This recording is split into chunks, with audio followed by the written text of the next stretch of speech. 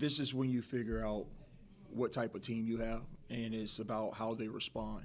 I didn't want to wait an entire week before we played a game or so, but our guys were ready. They were focused all week, and we knew we were playing against a team with probably two of the best shooters in our conference. So it's going to be how we contain them, how we defend them, their sets and everything. And our guys did that, I think, very, very well. Let me tell you this: my coaching staff did an outstanding job with recruiting. We marked down what we wanted to accomplish with this recruiting class, and the biggest thing was defense. We want guys who can lock down, but also we needed depth, because last year that's what we did not have in going into the postseason. And so getting enough bodies that can get on the court. Our rotations right now, if you have to scout us, it's going to be very hard, because we can go 12 deep. We've been going around like 10 or so, but we can get a little deeper, especially if guys start to get in foul trouble or so. So, I'm so fortunate to have this staff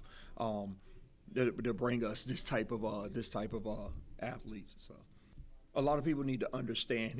Bobo is he's a true sophomore.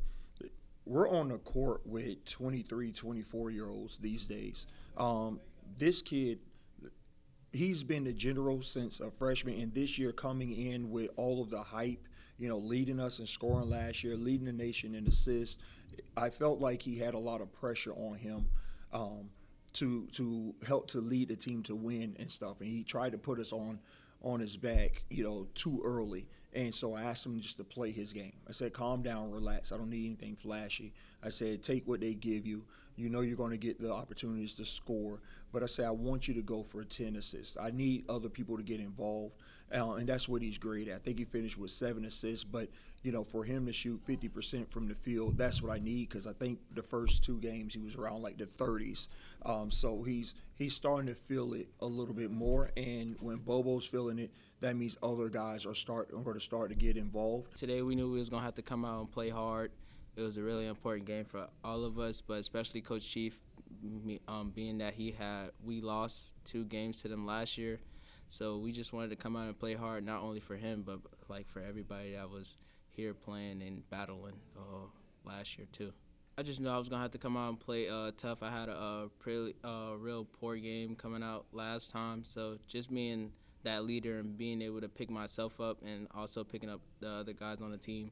So just coming out and playing hard like I do every night. Me and Coach talked about it at the end of the year last year. I was just telling him, we need some dogs that's going to play both sides of the ball, but mainly on the defensive end.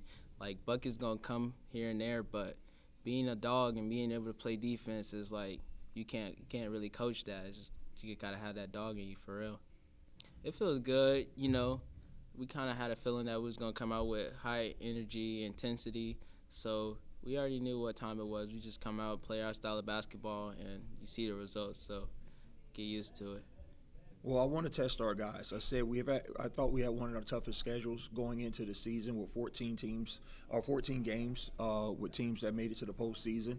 And I think our guys are stepping up to the challenge. The first game we had, maybe one of the weaker teams that we play all season long. And then you have ranked team, you have St. Thomas. Now we have another team, Florida College, who made it to the postseason at their place. So we're challenging these guys. So when you look at the stats, you may not see our scoring margin at 40 like you see a lot of teams, but what we want mostly is the W. And if we can accomplish that as we go back into the second round, not even the second round, but go back in January and start to finish conference play, then I'll be very happy.